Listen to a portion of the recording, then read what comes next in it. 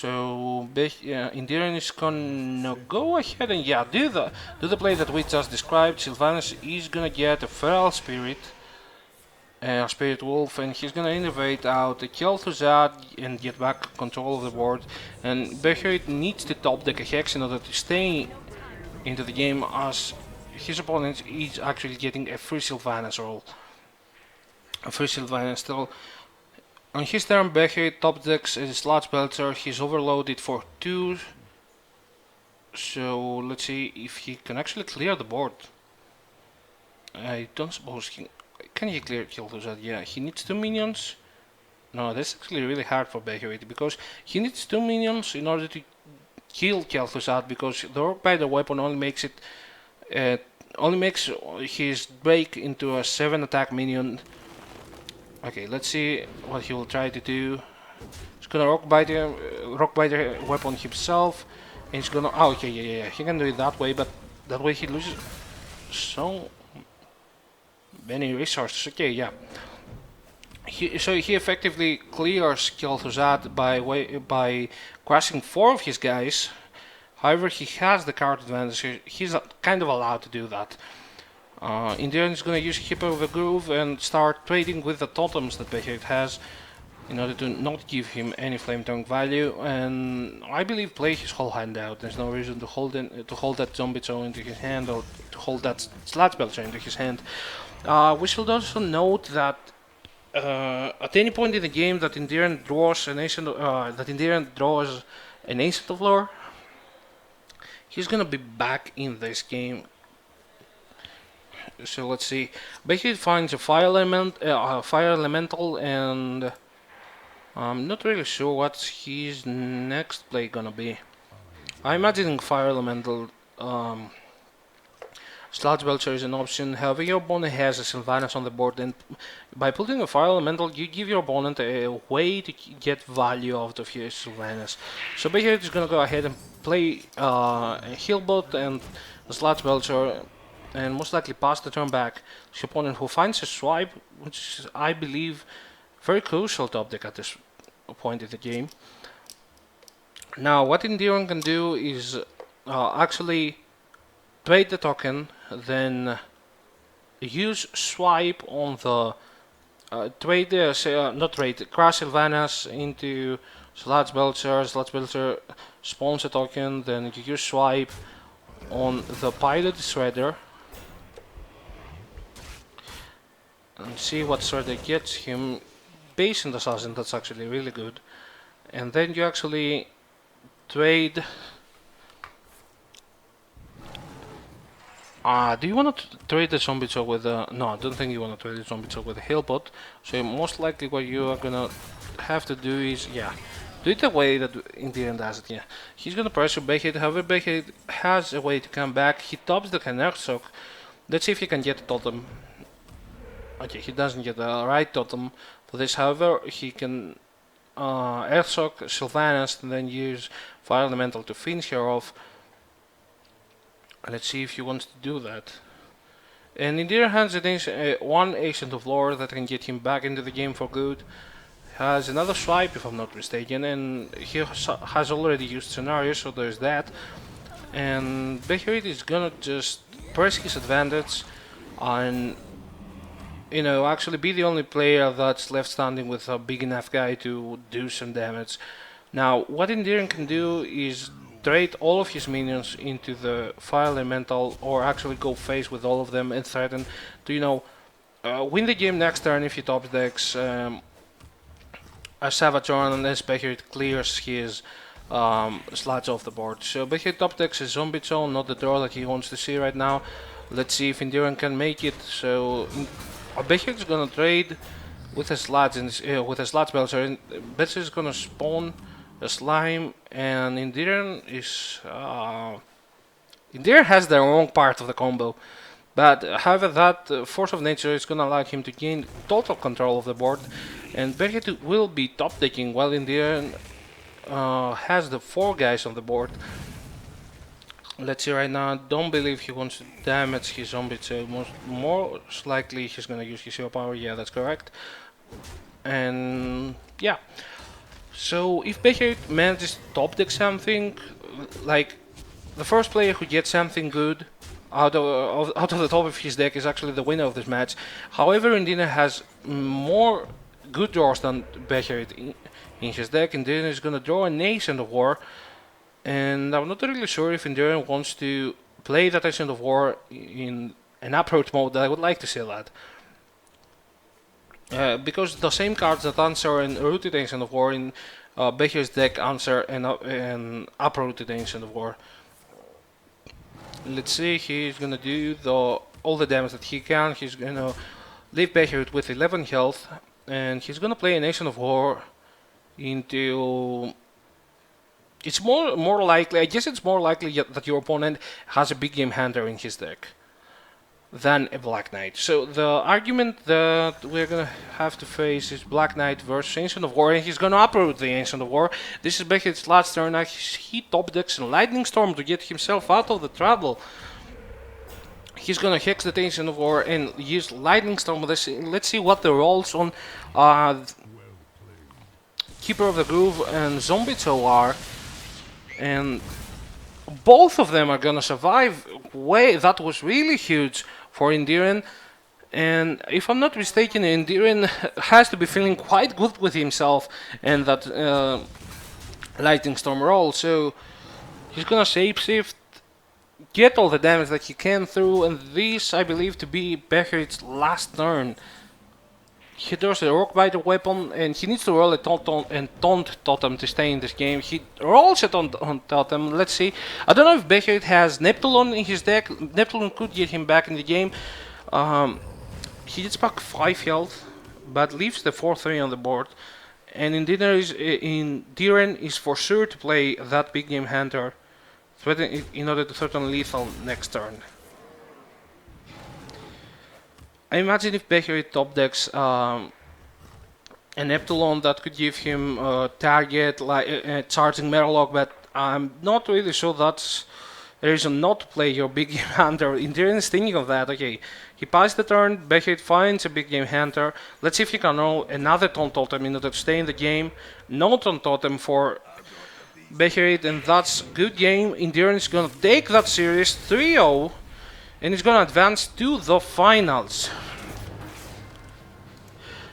So guys, welcome back. I'm Nick Bulbasakis, and we just witnessed an amazing match between Behet and Enduran. We saw a 3-0 sweep by Enduran, and 3-0 sweep is very difficult to actually achieve in Conquest format because, okay, to be honest, I actually really liked Beherit's Salmon deck. I thought it was going to do really well, but I guess he didn't draw the cards in the right order that he needed them to.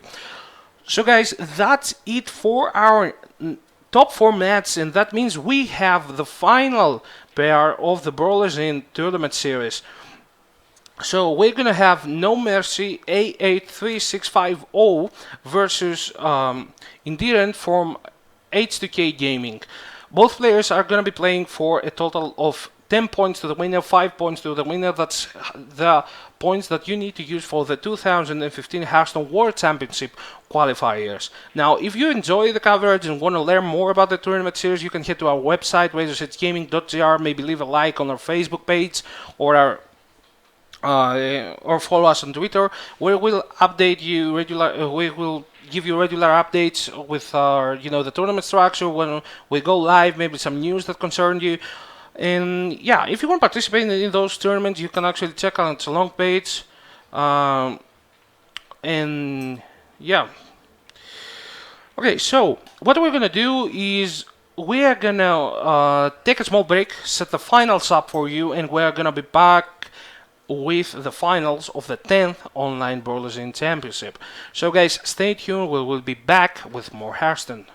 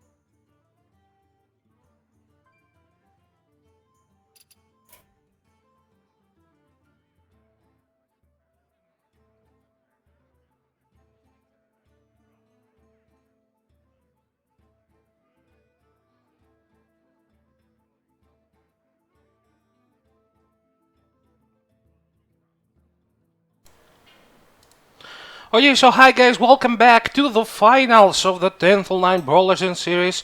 Um of the 10th online Brawlers in series. I'm Nick Bulbasakos, and we're here today with the finals. It's been a really long 2-day tournament. I hope you all enjoyed that tournament. I hope that you had a nice time either watching the stream or playing in the tournament, or maybe both. Uh, we're really excited and we're really proud that we've got not gotten this far. We've just started to do something that actually matters, not just for the Greek Hearthstone community, but for the European Hearthstone community. Like this tournament series, awarding points to all the participants is something that we've been looking forward to for quite a long time, since we started as a Razor's Edge Gaming. Considered as a Razor's Edge Gaming, let's say hive-minded first, and then actually a team. Okay, so the finals for today's match is for today's tournament. Sorry, is none other than A83650 of Team No Mercy and the other guys. Okay. Okay, so we are actually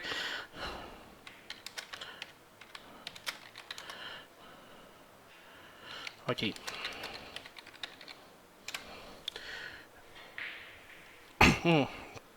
Okay, so the guys are actually getting set up.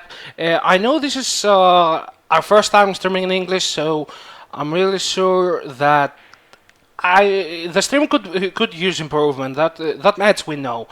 What we want to know is, okay, what can we do to make the stream look better? If you have any suggestions that will make your viewing experience better, actually maybe your tournament experience better. If you have any suggestions, please feel free to send them to us in a Twitch PM, in a Facebook message, in a Twitter message. Basically any way you can reach us. If you like the stream. Okay, let me see if the players are into the game. Okay, so the players have begun. If you like the stream, be sure to follow our channel to know when we go live, and be sure to like us on Facebook, find us on Twitter, and subscribe to us on Facebook. So the players are ready, and we're gonna jump straight into the matchup.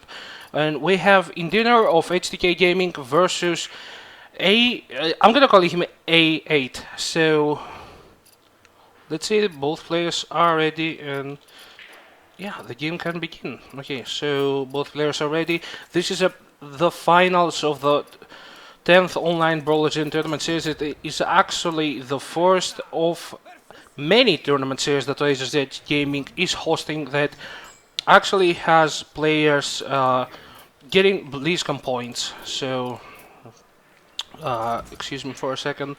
Right there. Okay. Has actually players winning BlizzCon qualifier points due to the placement. So let's once again talk about what these players are trying to achieve right now. These players are playing for a total of 10 points to the winner. That means that the winner of this game is going to be awarded with 10 Hearthstone World Championship qualifier points, and the loser of this game is going to walk away with 5 points. They also get a total. They also get some Burleson invitational points, which they will use in order to, try to qualify for the Burleson Invitational, which is another tournament organized by Razor's Edge Gaming. So, at this point in the game, we have A8 with his Rock deck, and in Darren with his Hunter deck, with his Face Hunter deck. And a matchup that is very... I actually believe it to be very close, because Face Hunter actually can raise Rock. However, Rock with the right draw can actually create a huge storm where he does an insane amount of damage using Tinker Oil and Blade Flurry. So we will have to wait and see how this matchup goes. For now, Indira has a very nice on-curve turn, playing with Eagle Hornbow into Hero Power plus Haunted Creeper for his next turn. Let's see what he will decide to do. I'm imagining that he will want to keep the Leroy Jenkins in his hand to go along with List the Hounds on turn 8, if he could help it. So let's see if he's thinking of playing the Eagle Humble. Yeah, he decides to follow his curve and not attack with a bow. That's interesting. He chooses not to attack with a bow, expecting his opponent to play a Farseer. And that Farseer is gonna gain A8, one less armor. Quite an interesting play by Endiran. That way his weapon actually does one more point of damage, which might prove to be very crucial in this matchup. So Endiran's gonna play a Haunted Creeper and he is gonna trade actually. Okay, so Endiran has a very different approach in this matchup. He's not just gonna go face all the time, he's gonna actually try to trade with his opponent. Okay. A8 uses coin into an Azure Drake, passes the turn back, and now if Endiran trades, then he's gonna be met with a Fan of Knives as an answer from A8. So let's see what Endiran wants to do here. He may need to start going face pretty soon, actually. Let's see. His turn is not an easy one. This is not a matchup where you just can ignore your opponent's minions and go face. You might actually have to trade in quite a lot of situations in order to be able to, to stay ahead of your opponent. And the really important thing in this matchup is that you cannot actually have your opponent getting minions on the board, because that means that he will be able to use his Stinker Oil effectively, and you certainly do not want that. As we said before, why do I keep calling him Enduran? Okay, Enduran wants to use his turns in order to reach turn 8, where he can Unleash the Hounds plus Leroy Jenkins plus Unleash the Hounds for a massive damage swing, and right now he's gonna hit his opponent for 8 damage. And let's see if A8 has anything to say about this, or if Endiran's gonna get his first win in the finals using his Hunter deck. Now A8 is gonna trade with, he's gonna destroy the spider with the Shredder, then use Fan of Knives, hit his opponent's face, re-equip his dagger, and pass his turn. And in Darren is actually in turn 7. I'm not really sure if he wants to play his Arcane Golem right now. I imagine that it is the most mana efficient play. So he's gonna go for the Arcane Golem play. He has 9 damage aboard, 10 if he uses the Hounds. I don't think there's any reason to use the Hounds right now.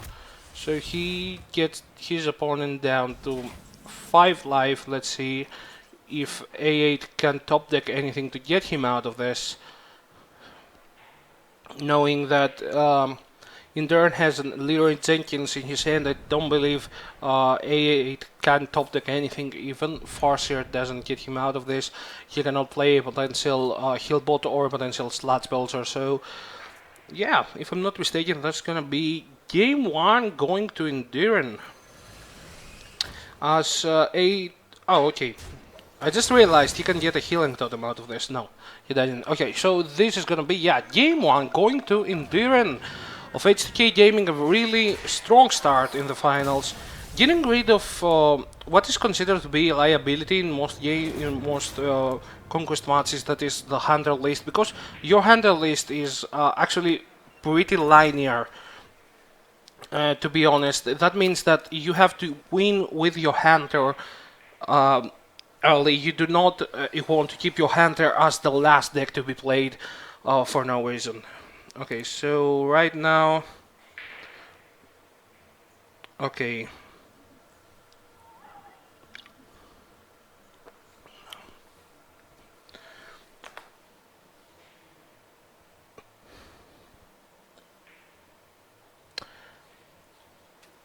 Okay, so we're gonna hit that right now into the next matchup, which is gonna be Rogue for A3 for A8 versus Mate for Endearon.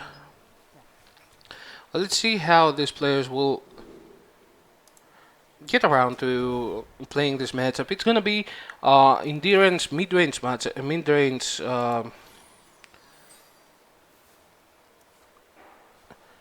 Mage deck against A8's Rogue deck, Oil Rogue deck. So let's see right now. Okay, so we have a pretty nice start for Endearon, who is gonna open up with a Mana Worm into Sorcerer's Apprentice, and that will force A8 to have an SI agent for his coin or backstab. Let's see what Endearon wishes to do. He decides to play the Sorcerer's Apprentice, attack face with Mana Worm, and pass the turn back to A8, who finds a 2-drop, but not the 2-drop that he was looking for. So he equips his dagger, passes the turn back, and now this is a pretty strong turn for Endearon, who is gonna set his mirror entity and then hit his opponent's face for 5. Okay, so Endearon is gonna be able to deal a total of 5 points of damage. That means that his opponent won't be able to coin out a Violet Teacher on his next turn, and A8 finds the backstab. However, the Farseer that he's gonna play is gonna get copied by his opponent's mirror entity, and the deck that Endearon is playing relies way too much on tempo and, you know, snowballing the early pressure that you get into the final points of damage needed that cards such as Fireball and Forceball provide. So A3 does not wish to use the backstab, which is a really interesting play by him. Of course, sorry, A8. Of course, Endearon is gonna start his turn by drawing 2 cards. He finds another mirror entity, and what A8 is trying to do is actually draw into a Blade Flare, I believe, because that would give him enough damage in order to clear the board. And let's see if Endearon wants to set another mirror entity or go ahead and play Flame Cannon. I don't believe that the Flame Cannon, that the mirror entity is the right way to go about this, because your opponent, no matter what he has, your opponent's going to trade with one of your minions, and that is most likely going to be your Mana Worm. So I'm not really sure how good is that for you, except if you trade your own Sorcerer's Apprentice for on your own Farseer for your opponent's Farseer at this point. But I believe it's too much damage to miss. Now, if you go face with everything, then maybe you could have considered playing the Flame Cannon. Alright, so let's see what Endearon is gonna choose. Not a clear-cut choice. Okay, he decides to trade the more vulnerable minion, hitting his opponent's face for 7 and passing the turn to an A8 who fights in Violet Teacher, and unfortunately his opponent's gonna get 1 as well, but however he has more spells to play out. He has a preparation for sure that's gonna allow him to play an Eviscerate on his opponent's Mana Worm, and then coin out a Deadly Poison, backstab his opponent's Violet Teacher, and then kill his opponent's Violet Teacher. A really great turn by A8. Very well prepared and thought. He kept the backstab into his hand for such a turn, where he actually generated 5 tokens into a matchup where the board control matters a lot. However, Endearon actually is not out of this game, because he is holding double Fireball. So let's see the total damage that double Fireball plus the Farseer attack can do is 15, so he needs 2 pings, but that's not taking into consideration any possible hitbot plays or any possible Farseer plays. One thing is for sure, he needs to win this match without actually getting into I'm not really sure that Endearon wants to get into an advantage war like waste his Fireball on a Violet Teacher, because by doing so means that you accept that Violet Teacher has generated 5 cards that you need to deal with, 5 tokens that you need to deal with, and you do not actually have the luxury to do that. So I would really like to either see him playing the Slats Belcher and going face, or actually, pinking his opponent face. Okay, so he decided to play the Slats Belcher. Now A8 is gonna start by drawing a card with Azure Drake, and actually taking 3 damage is quite important at this stage of the game. He's gonna use the tokens created by the Violet Teacher in order to kill the Slats Belcher and the slime left behind. He's gonna clear his opponent's board, pass the turn back, and yeah, he just realized that he might now actually lose to double Fireball. So Enduring is 2 turns away from playing a Fireball. Each Fireball turn does 7 damage, the Fireball plus the Mage Hero power. So I'm not really sure. At this point in time, even with the Earthen Ring Farseer, I believe A3 loses the game if he doesn't top the Natik Healbot. So let's see. He immediately heals, uses SI Agent to damage his opponent's face, and this game is actually gonna go to Endurin. Face tanking the Slats Belcher actually proved to be the difference in this match, and Endurin is gonna actually steal this game from A8 with a double Fireball hand. So we once again find Endurin having a 2-0 lead over his opponent, and let's see if A8 will suffer the same fate as Bakerit in the previous game, or if he will fight back and actually try and actually, win this match 3-2. I don't know. Let's see. Each player has Endur has only 1 deck remaining, and A3 has all of the 3 classes that he selected available to him. So players are getting started for the game, and it's gonna be Endur with his last deck, a Paladin against a Rogue. Traditionally a bad matchup for Paladin because Rogue has easy access to a combo that can deal a finite amount of damage that Paladin cannot get out of with, and B, Paladin is a board control. Is a deck that struggles to gain board control, and cards like Fan of Knives or Blade Flayer are actually quite effective against decks like that. So let's see. As I'm pretty sure Endurin doesn't realistically expect to win this game, but okay, let's see. It's not that. I made it. I think I've made it. Okay, maybe I am kind of going over the top about how bad this matchup is, but I do really believe that Endurin doesn't himself believe that he is the favorite in this matchup for sure. Okay, so a really nice top deck by A8, who top decks a Deadly Poison to take care of the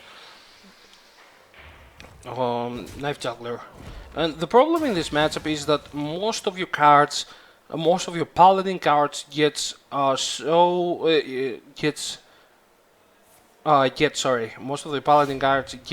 so easily answered by the opposing Rogue player. Like, for example, a card that would be problematic in other matchups, like Masterful Battle, are now easy to deal with because, as we can see, A8 is gonna go ahead, play Violet Teacher, use Preparation, and use Fan of Knives, actually getting the full value of the trade. And this is actually something that's quite common because, as we can see, A8 has, as we can assume, most early Rogue lists have 4 AoE effects in the form of 2 Fan of Knives and 2 Blade Flares. So right now we'll see Endurin coining out Harrison Jones just to get a big body on the board and get rid of his opponent's dagger. He's going to draw a Quartermaster. I can't imagine that being useful anytime soon. And she's going to use the Light Justice to take care of the token. A8 on his turn is going to go ahead, play Thalnos, eviscerate his opponent's Harrison Jones, and just go for face actually.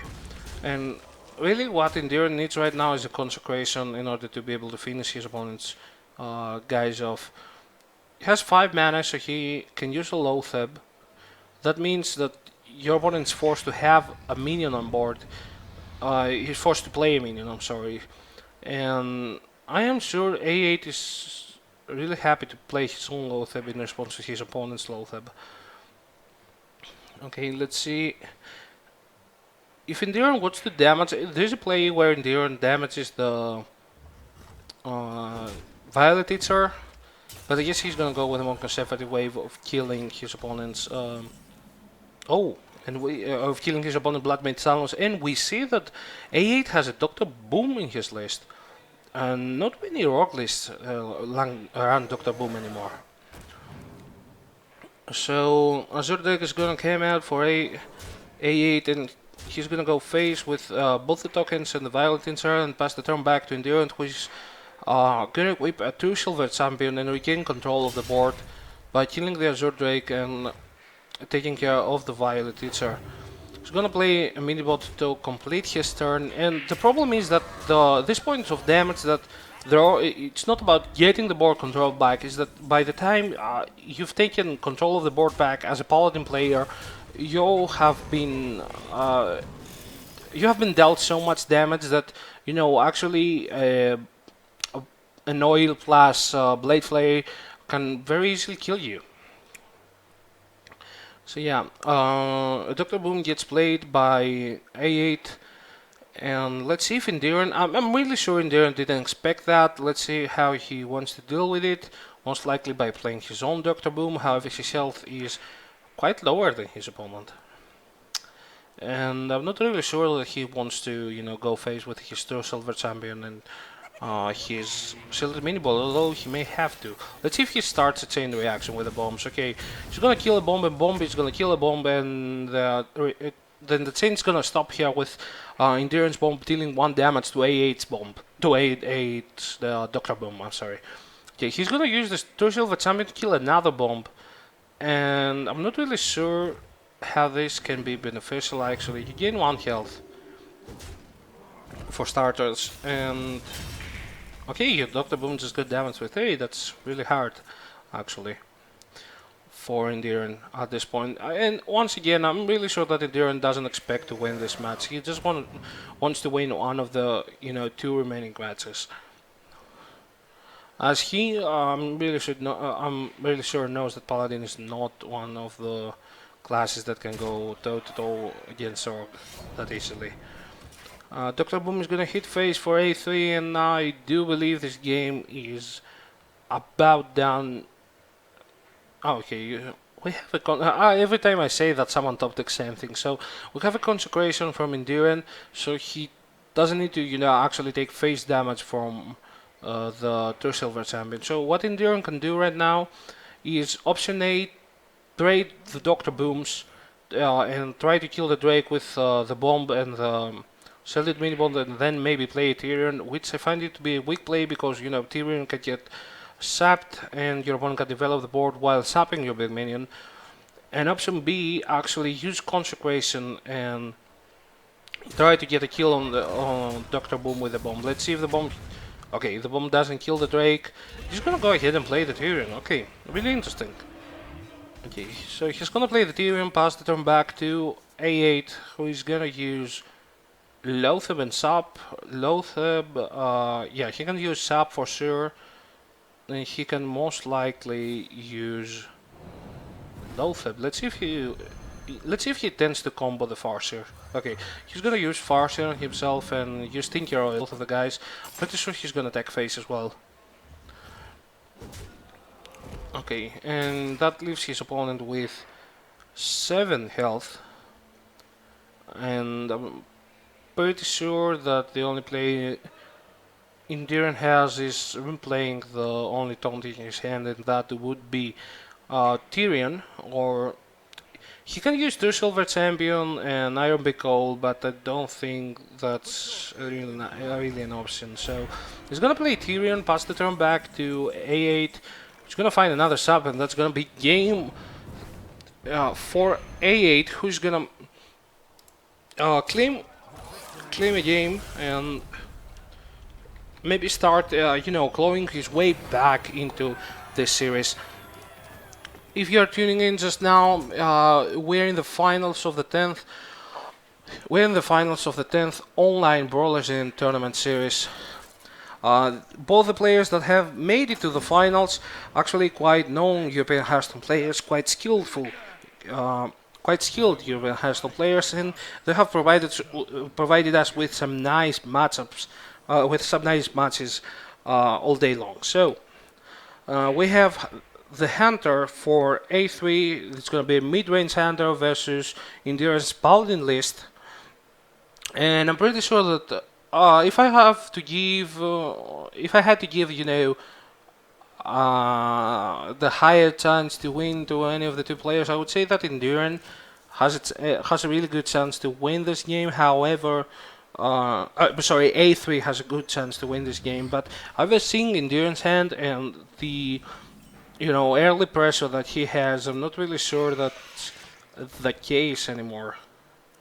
So Enduran is going to take a draw, and he has two Master for Battles. So of course the card that counters Master for Battles for Hunter is Unleash the Hounds. However, the weapon provided by Master for Battle is actually a pseudo hero power for Paladin. So he's going to go ahead.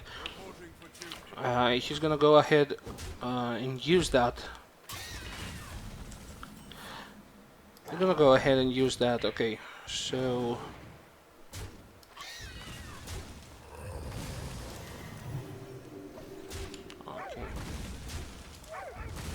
I'm gonna go ahead and use that. I'm not really sure that unless the Hounds was used to clear the board, and I'm not really sure if Enduro wants to play the second Master. However, he does, and A8 is gonna answer this by playing Pilot Shredder of his own. Not gonna play the Knife Juggler and the One Scientist, as I believe he doesn't want to offer where two of Endurance guys get traded with Knife Juggler. Okay, let's see what Endurance will try to do.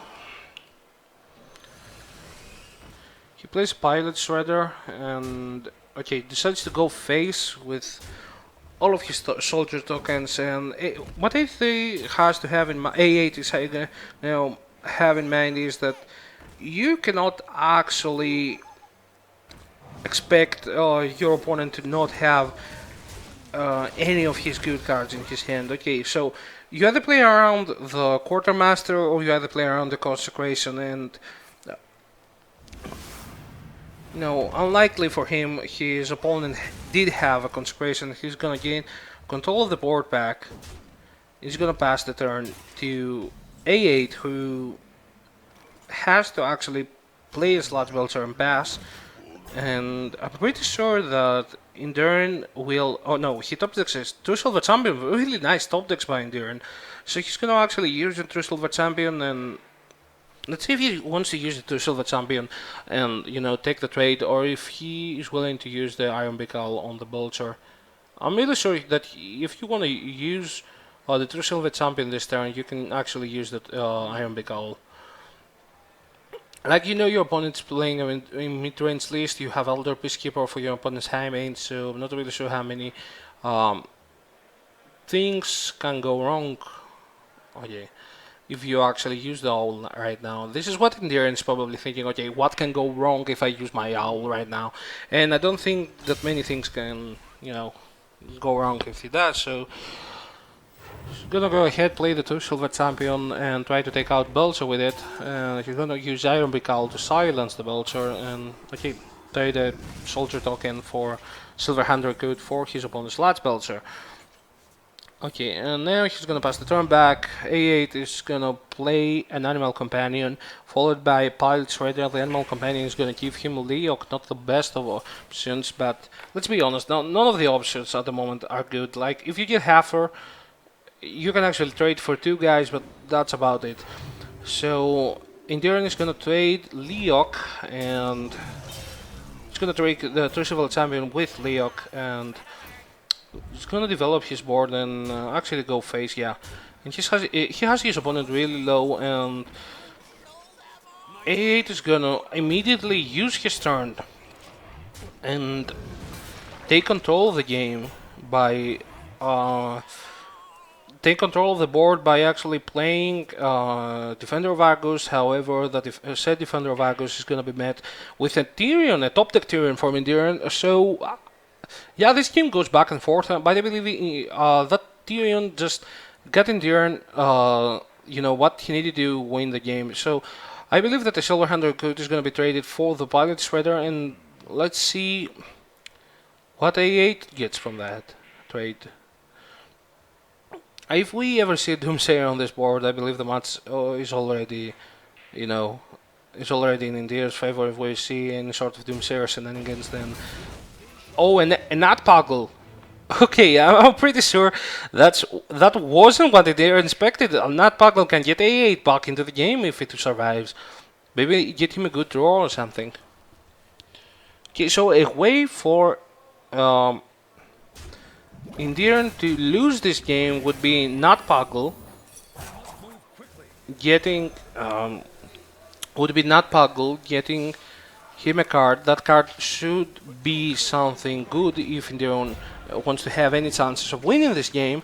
Not Poggle gets him a card, however, not such a good card, but that means that Endearon has plays for the following turns. It's not gonna get blown out by that Tyrion, so it's gonna get another freezing trap. If I'm not mistaken, we can check for the trap.